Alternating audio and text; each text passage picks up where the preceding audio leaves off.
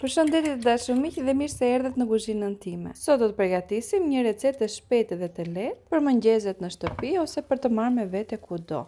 Gjithashtu për fëmijët në shkollë duket sikur keni përgatitur pite të mbushura me djathë. Nuk kuptohet që është bukë tosti, e cila lehtëson tepër punën sepse nuk do ju duhet të përgatisni brumë. Jepini kohë në mëngjes 10 minuta dhe e keni gati për në furrë. Pa vaj dhe pa qëndruar me orë të tëra mbi tigan. Në një tas kam thyer 4 vezë, pak krip, piper sipas dëshirës.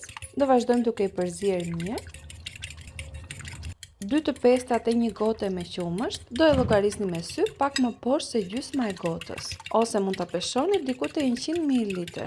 Vazhdojmë me përzierje mirë dhe e kemi gati. Ndërkohë të nevojitën bukë tosti, për masat në video dalin diku te 10 me 12 copë. Do i zhysim bukët e tostit me shpejtësi, sepse janë si sfungjer dhe thithin shumë shpejt, që mos të na shpërbëhen në lagështira e tepërt. Më pas do të shtojmë djathë, ndaç kaçkavall, ndaç të bardhë, gjithashtu mund t'i mbushni me salciçe apo prosciutto. Mbushja është sipas dëshirës, por me djathë është më e shëndetshme. Do e mbyllni në paransore në këtë mënyrë. Ja pra do duket kështu si në video.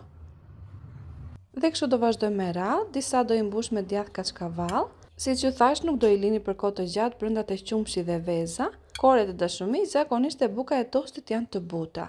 Por në rast se do merrni bukë tosti të freskët dhe koret janë pak të forta dhe nuk mbështillen, do i largoni vërdall si në video.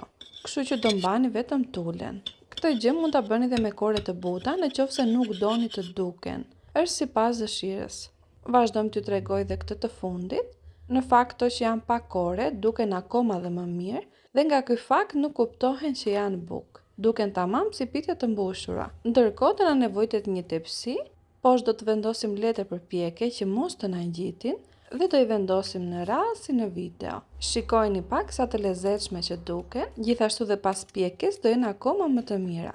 Sipër do i hedhim pak djathë kaçkavall që të marrin ngjyrë të artë dhe mos të na thahen. Është sipas dëshirës, mund t'i piqni edhe pa djathë. Pjekim në furrë të parangrohur në 180 gradë për afërsisht 15 me 20 minuta.